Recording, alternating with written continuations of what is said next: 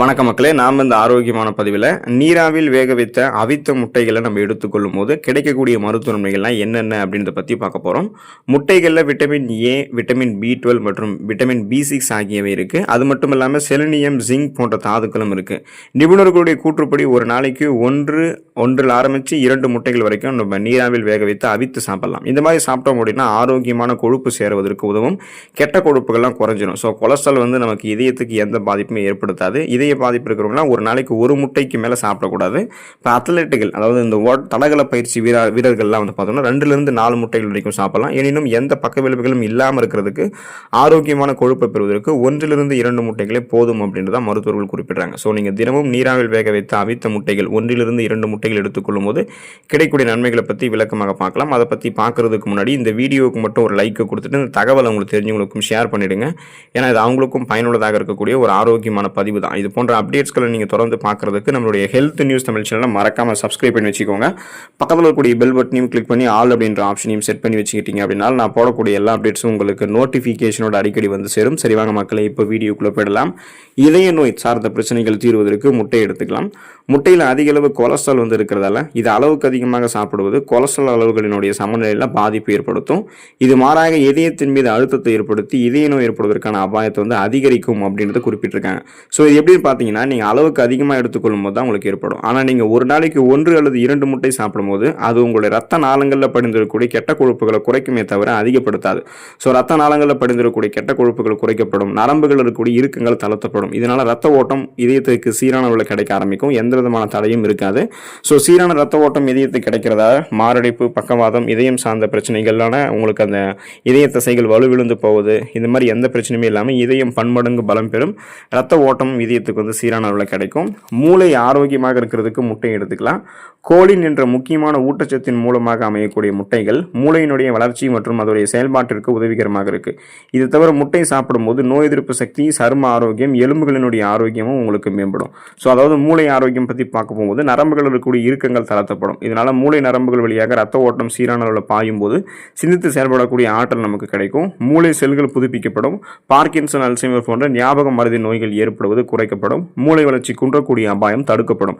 So இன்னும் பார்த்தீங்கன்னா அந்த இம்யூன் பவர் உங்களுக்கு கிடைக்கிறதால எந்த நோயுமே அட்டாக் ஆகாது. எலும்புகளுடைய ஆரோக்கியமும் உங்களுக்கு முட்டை எடுத்துக்கொள்ளும் போது வலுப்பெற ஆரம்பிக்கும். உடல் எடையை நீங்கள் கட்டுப்படுத்தணும் அப்படின்னு நினைச்சீங்கன்னா முட்டை எடுத்துக்கலாம். முட்டைகள் அப்படின்றது அதிக புரதச்சத்து கொண்ட மூலம் அப்படின்றதால இதை நீங்கள் சாப்பிட்ட உடனேயே உங்களுக்கு வயிறு நிரம்பிய ஒரு உணர்வு ஏற்படும். இதனால உடல் எடையை நீங்கள் குறைச்சிக்கலாம். ஸோ எப்படின்னு பார்த்தீங்கன்னா, இப்போ முட்டையை நீங்கள் ஒரு நாளைக்கு 2-3 முட்டை நீங்கள் எடுத்துக்கிறீங்க அப்படின்னா அதுவே உங்களுக்கு பசியை கண்ட்ரோல் பண்ணிடும். அதனால நீங்கள் அதிக கலோரிகள் இருந்திருக்கக்கூடிய உணவுகளை எடுத்துக்கொள்ள மாட்டீங்க. மேலும் முட்டையில் இருக்கக்கூடிய நார் சத்து எல்லாமே என்ன பண்ணும் அப்படின்னா, அந்த அமினோ அமிலங்கள் இது எல்லாமே உங்களுடைய உடலில் தேங்கியிருக்கக்கூடிய அதிகப்படியான கொழுப்புகளை கரைத்து உங்களுக்கு ஆற்றலாக மாற்றி கொடுத்துரும். அதாவது கொலஸ்ட்ரால்ஸ் உங்களுக்கு எனர்ஜியாக கன்வெர்ட் ஆகிறதால நீங்கள் எதிர்பார்க்கக்கூடிய அளவுக்கு உங்களுடைய உடல் எடையை உங்களால் குறைக்க முடியும். ஸோ அதனால பார்த்தீங்கன்னா பக்க விளைவுகளே எல்லாம் ஆரோக்கியமான முறையில் உடல் எடையை கட்டுப்படுத்தணும் அப்படின்னு நினைச்சீங்கன்னா அவங்களுக்கு நீங்கள் முட்டையை உங்களுடைய உணவுகளை சேர்த்துக்கலாம். இன்னும் குறிப்பாக கண் ஆரோக்கியம் மேம்படுவதற்கு முட்டையை எடுத்துக்கலாம். முட்டைகளில் லியூட்டின் மற்றும் ஜியாக்சாந்தின் போன்ற ஆன்டி ஆக்சிடென்ட்கள் காணப்படுவதால் இது வயது தொடர்பான கண் கோளாறுகள் மற்றும் கேட்ராக்ட் ஏற்படுவதை தடுக்கும். ஸோ வயது தொடர்பான கண் கோளாறுகள்னா வயசானதுக்கு அப்புறம் ஏற்படக்கூடிய அந்த ஊட்டச்சத்து குறைபாடால் ஏற்படக்கூடிய கண்கள் சார்ந்த பிரச்சனை, இது எல்லாத்தையுமே நம்ம சரி பண்ணிக்கலாம். ஓரளவு அந்த நம்ம முதுமை பருவத்திலுமே கண் பார்வை தெளிவாக வைத்துக் கொள்வதற்கு நம்ம முட்டையை எடுத்துக்கொள்ள வேண்டியது அவசியம். ஒரு நாளைக்கு 1 அல்லது 2 முட்டை நம்ம எடுத்துக்கொள்ளும் போது இதனால நமக்கு இருக்கக்கூடிய சாதாரணமான கண்கள் சார்ந்த பிரச்சனைகளை குணப்படுத்திக் கொள்ளலாம். புதுசாக எந்த விதமான கண்கள் சார்ந்த பிரச்சனைகளுமே ஏற்படாது. அதனால கண் ஆரோக்கியம் நமக்கு மேம்பட ஆரம்பிக்கும். அதிக உயர்தர புரதங்களை முட்டை கொண்டு இருக்கிறதால புரதச்சத்து குறைபாடு நமக்கு ஏற்படாது. முட்டைகள் புரோட்டீனை முழுமையாக நமக்கு கொடுக்கும். அதாவது அனைத்து 9 அத்தியாவசியமான அமினோ அமிலங்களுமே முட்டையில கிடைக்கும். புரதச்சத்துக்களுமே நமக்கு கிடைக்கிறதால அந்த புரதச்சத்துக்களினுடைய வலு அதே போல நமக்கு அது குறையாது. அதே போல நமக்கு பார்த்தீங்கன்னா இந்த புரதச்சத்து குறைபாடு ஏற்படாதால தசைகளுடைய ஆரோக்கியம் நமக்கு மேம்பட ஆரம்பிக்கும். நமக்கு தசைகளில் இறுக்கங்கள் தென்படுவது, அதன் மூலமாக தசைப்பிடிப்பு ஏற்படுவது, இந்த மாதிரி பிரச்சனைலாம் இருக்காது. தசைகளினுடைய இயங்கு செயல்பாடு வேலைகள் கரெக்டான லெவலில் நடக்க ஆரம்பிக்கும். எந்த விதமான தசை தொடர்பான பிரச்சனையும் இருக்காது. ஒருவேளை நீங்கள் முட்டைகளை அளவுக்கு அதிகமாக சாப்பிட்டுட்டீங்க அப்படின்னா உங்களுக்கு செரிமான பிரச்சனைகள் ஏற்படுவதற்கு வாய்ப்பு இருக்குது. கூடுதலாக அதிக எண்ணிக்கையில் தினமும் நீங்கள் தொடர்ந்து முட்டை சாப்பிட்டீங்கன்னா வயிற்று உபசம், வாயு தொல்லை, வயிற்றுப்போக்கு, மலச்சிக்கல் போன்ற செரிமானம் சம்பந்தமான பிரச்சனைகள் உங்களுக்கு ஏற்படலாம். இதுக்கு முக்கிய காரணம் முட்டையில் இருக்கக்கூடிய அதிக கொழுப்பு சத்து சத்து தான்.